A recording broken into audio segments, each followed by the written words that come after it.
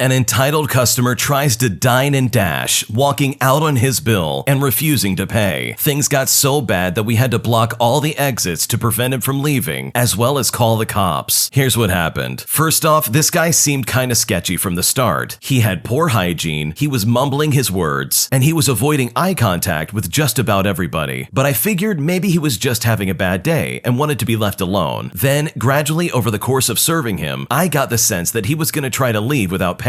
And sure enough, I was right. First, he tried to duck out through the back exit near the restrooms. But by that point, we had caught on and had a couple co-workers camping right there waiting for him. But when he came back out and saw that we were waiting for him, he went back to the lobby and tried to leave through the front. But I ran back around and was waiting for him there too. Deprived of a clean escape, he sulked back to his table in the corner of the restaurant, and I brought him his check. He spent a long time looking at it, presumably trying to figure out how to get out of paying for it, if not just delaying the inevitable. In between helping my other tables, I saw him pull out some piece of paper out of his pocket and start cross-referencing them with the check. It was weird, but hey, I like to give people the benefit of the doubt and figured maybe he was checking a bank receipt to see how much money he had or something like that. But boy was I wrong. Eventually, he had the gall to just get up and try walking out the front exit again, which I again was waiting for him. And I reminded him that he needed to pay his bill. He pulled the papers out of his pocket and showed them to me, and it was a receipt for a Big 5 sporting goods. And he pointed to them and assured me that the numbers are all there. I was taken back by this display of sheer stupidity, but maintained composure and calmly informed him that surprisingly enough, our bar is not associated with Big 5 sporting goods, and that he would need to pay with either cash or credit. This went on for about 5 minutes, him trying to convince me that somehow his $5 store credit at a sports retailer could cover his $50 tab at our bar, as well as me fluctuating between frustration and stupefied amusement. Eventually, some other coworkers had gathered around, and we collectively made it clear that he needed to either pay or we would call the police, at which point he defaulted to his backup plan, which was for him to explain to us that he was not aware that this was a restaurant. This man literally came in, sat down, and ordered food. I mean, did he think he was at a car wash or something? I looked him in the eyes, and I sternly said, "You're not talking your way out of this." And he finally seemed to get the hint. With his genius plans foiled, he just shrugged and said that he couldn't afford to pay the bill. However, as our manager prepared to call the police, someone at a table nearby offered to pay it for him, and so he walked out a free man. I had mixed feelings about this, because if the guy doesn't have any money to pay for the food, then he's clearly in a bad spot, and getting booked by the police won't help his situation at all. But I also felt frustrated that he just got to wipe his hands clean of the ordeal and leave without a consequence. I also felt entirely offended that he thought we were stupid enough to buy his garbage, as well as his nonsensical excuses. But thankfully, as icing on top of this cake, I stuck my head out the door after him and told him to never come back. So all things considered, that felt pretty good. That is absolutely insane to me. How could someone honestly go into a restaurant, buy a bunch of food, and then just start making excuses as to why they couldn't pay for the bill? What a toxic thing to do. It does kind of sound like this guy might have been homeless or something like that, but even then, he knows better than to try and do that. This guy could have ended up in jail for trying to dine and dash, which by the way is really serious. You do not want to try doing that. But clearly this guy had a lucky streak, and somebody paid for him before he could get in trouble. So hopefully next time he learns his lesson and doesn't go to a restaurant without some kind of money to pay for his meal. My boyfriend read my journal and saw some deep dark secrets that I just wanted to keep to myself. And now, as a result, he hasn't spoken to me since, and I honestly don't know what to do. I am in a relationship with John, that's not his real name, and we've been together for 3 years. And just last night, he saw something in my journal that I know was concerning, and now I don't know what to do about this situation. I was journaling a week ago, after coming home drunk from the club with some friends. I had felt pretty set off by somebody there, who had been a tiny bit of a creep, but when I got home, I realized a lot of the rage I was feeling was misdirected. I was also just feeling furious about someone who hurt me many years ago, and I kind of had a breakthrough that the reason I get so absolutely furious whenever someone crosses a line with me is not about them. It's mostly that I'm furious about that one guy from my past, and I'm lashing out at other people who did more minor stuff to me because I have a lot of repressed feelings. And like I said, this was a major breakthrough for me, so I decided I'd let myself be honest with myself for once and put it in words in my journal. And after writing for a long while, I felt unburdened. I felt felt ready to bring my journal to therapy and honestly talk through it without repressed feelings. After journaling, I went outside to meditate and calm down my mind before bed. I did a meditation where I dug a hole with my hands and placed my hands inside to push out all the anger and sadness out of my body to bury it into the earth. When I was sitting outside, I saw my boyfriend pull into the driveway and go inside, and I decided that I'd finish my meditation and then go in. But a few minutes later, I saw him leave again. I went inside to grab my phone and ask him where he was going at 2 in the morning. I figured maybe he forgot something at his apartment and was going to grab it before staying the night. I called him several times and he didn't pick up, which I thought was really weird. Then I saw my journal still left open on the coffee table, and I was writing a lot bigger than I usually do when I was upset. And a lot of the stuff that I had written in my anger was pretty concerning, I will admit. I was talking about how I wanted the guy that had hurt me in the past to have the worst future possible, and how I dreamed and fantasized